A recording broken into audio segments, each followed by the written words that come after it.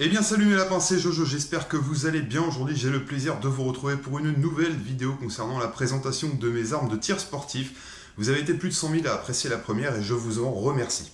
Alors pour cette seconde vidéo, j'ai moins d'armes à vous présenter, j'en ai deux très exactement, alors que la dernière fois j'en avais 4. J'espère que ça vous plaira quand même, j'ai beaucoup de plaisir à faire ce genre de vidéo, donc n'hésitez pas à me laisser vos avis dans les commentaires. Allez, c'est parti!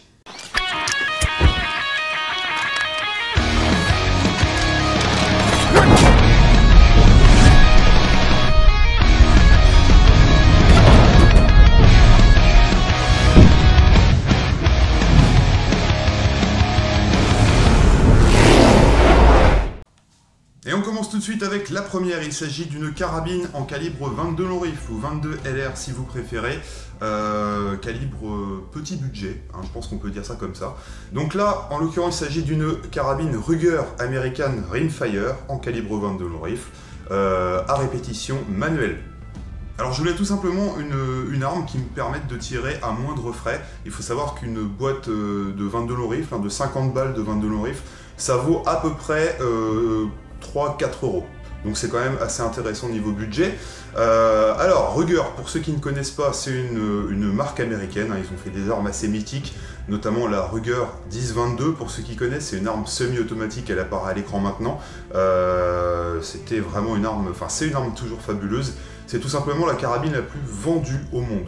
Alors celle-ci, c'est tout simple, elle a une crosse en matière synthétique avec un canon de 51 cm fileté en bout. Alors le canon est fileté, c'est tout simplement en fait que ça se dévisse pour pouvoir y mettre un modérateur de son, ou un silencieux si vous préférez, et d'y tirer des munitions subsoniques, donc moins de 335 mètres secondes, pour pas que ça dépasse le mur du son tout simplement, ce qui évite d'avoir le clac. En fait, ce qui atténue tout bruit. Donc en dévissant le protège canon au bout, vous pouvez y mettre un silencieux. Ça, c'est ce que j'ai trouvé super intéressant. Donc voilà, c'est toujours bon à prendre. C'est vrai que le silencieux, ça permet d'être discret.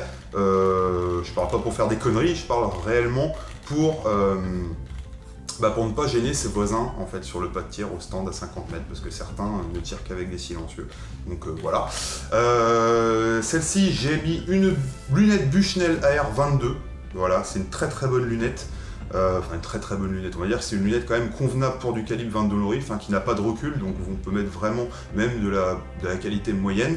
Là j'ai pris quand même de la qualité somme toute convenable. Donc c'est une lunette qui est spécifiquement conçue et étalonnée pour le calibre 22 long rifle de par son réticule, que vous voyez en photo maintenant apparaître à l'écran. Elle a un grossissement de 2,7 par 32, donc c'est le grossissement de 2 à 7, on ajuste l'objectif pour grossir et dézoomer, et 32 c'est l'objectif, voilà.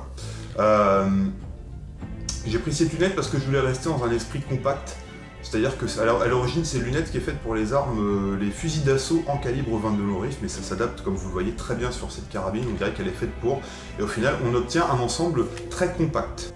Alors le gros avantage je trouve de cette carabine, c'est que forcément elle est faite par Ruger, donc la qualité est là, et elle partage un point notamment avec la Ruger 10-22, dont je vous ai parlé tout à l'heure, c'est son chargeur. C'est un chargeur 10 coups, chargeur rotatif 10 coups ultra compact.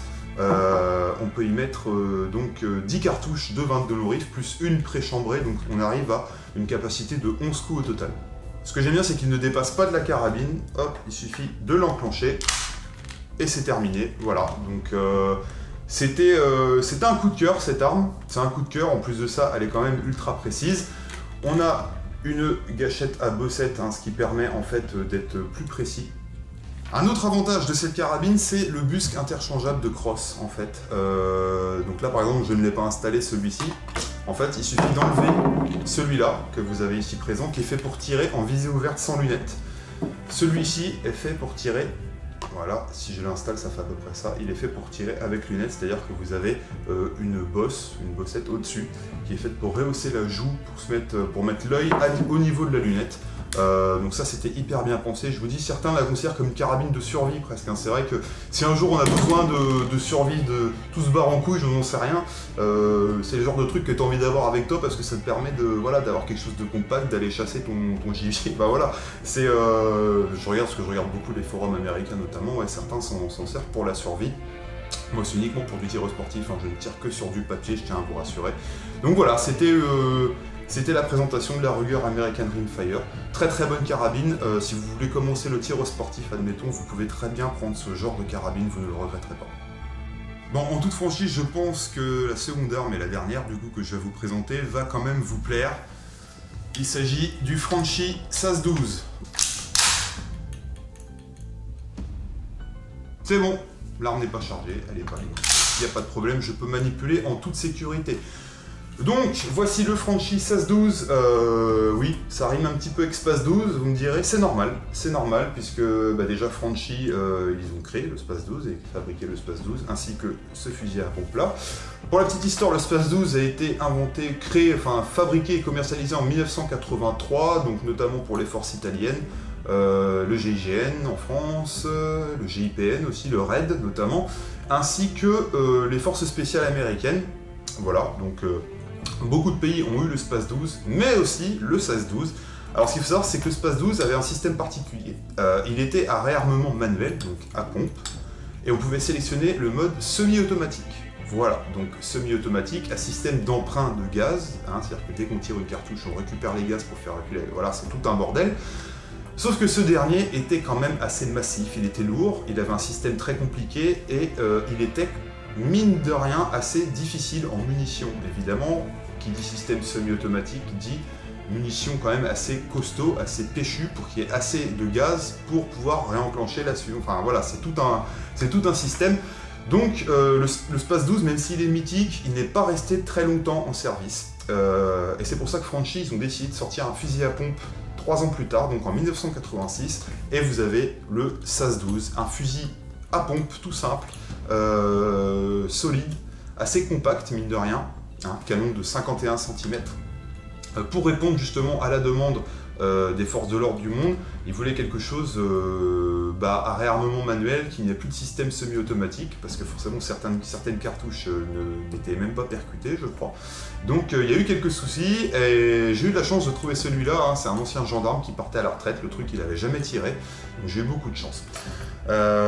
Donc pour les infos, il a un canon de 51 cm, il est chambré en calibre 12,76 Magnum, le SPAS-12 était en 12,70, donc des gens ne pouvaient pas mettre de munitions Magnum, ce qui posait un problème pour les forces spéciales, enfin les forces d'assaut à l'époque, qui étaient quasiment les seuls à tirer, je crois, avec du calibre Magnum. Alors vous avez le canon principal ici, en dessous vous avez le magasin avec une rallonge 2 coups, je crois, ce qui porte la capacité totale de ce fusil à 7 coups, plus 1 dans la chambre préchargée, donc ça fait 8 coups au total. 8 coups de fusil à pompe, ou de calibre 12 en général, je peux vous garantir que c'est assez costaud. Alors ce que j'ai beaucoup aimé dans celui-là, du coup, c'est qu'il a beaucoup de rapport avec le SPAS-12 et que les pièces sont interchangeables. Je parle notamment de la crosse, de la poignée, du pontet que vous avez là, même du système de pompe, je crois qu'on peut le modifier, y compris la rallonge, si je ne m'abuse. Le canon ne peut pas forcément, vu que c'est du calibre Magnum, hein, donc 12,76 et non pas 12,70. Il y a quelque chose que je vais vous montrer qui est propre au fusil SPAS-12 et le SAS-12, c'est le renfort de canon au bout de ce dernier. Alors c'est tout simple, comme la carabine que je vous ai présentée tout à l'heure, c'est un canon fileté au bout, c'est-à-dire que voilà, on peut y visser un renfort de canon ainsi qu'un silencieux. Je crois qu'on peut y mettre un silencieux qui d'ailleurs doit être assez difficile à trouver, je pense.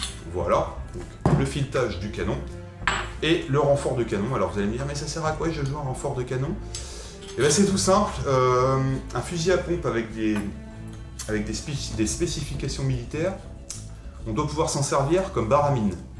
C'est-à-dire qu'on doit pouvoir enlever le canon et taper n'importe quoi avec, enfoncer des portes, etc.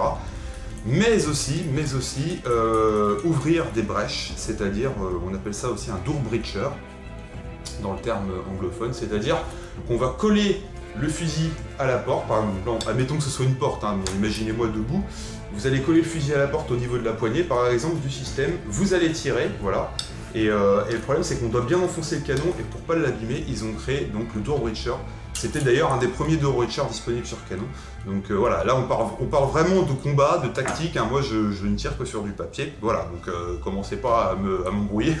Non, voilà, clairement C'est quelque chose, voilà, ça fait partie, pour moi c'est un fusil qui fait partie de l'histoire, avec des qualités indéniables, et puis le bruit c'est toujours... Voilà, c'est le bruit, c'est vraiment le fusil à pompe. En plus, c'est une culasse chromée, donc ça, je trouve ça génial. En fait, la culasse chromée, ça permet d'éviter toute corrosion. Et le canon est chromé à l'intérieur aussi. Alors ça, je peux pas vous montrer. Petite particularité, ce qu'il faut savoir, c'est que les fusils à pompe sont classés en catégorie B quand le canon est lisse et en catégorie C quand le canon est rayé. Vous savez, plusieurs rayures à l'intérieur qui forment des spirales comme sur une carabine.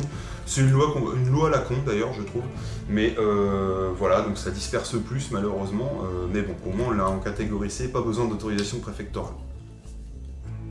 Voilà mes lapins, c'est fini. J'ai essayé de faire au mieux. C'est vrai que c'est pas mon genre de vidéo, donc c'est assez difficile à chaque fois de vous faire ce genre de présentation, surtout après les événements forcément, qui ont été assez dramatiques. Mais j'espère en tout cas que ça vous aura plu, n'hésitez pas à laisser vos commentaires. Petite précision aussi, ma page Facebook a été supprimée, donc j'en ai recréé une, donc je vous ai mis le lien dans la description, si vous pouvez aller y faire un petit tour pour la like, voilà, parce que du coup j'ai un petit peu tout perdu au niveau de Facebook, donc n'hésitez pas. Sur ce, je vous fais des gros bisous, et puis je vous dis à une prochaine. Si vous avez la moindre question, n'hésitez pas à me les poser dans les commentaires, ou sur Twitter, j'y répondrai avec plaisir. Allez, ciao tout le monde.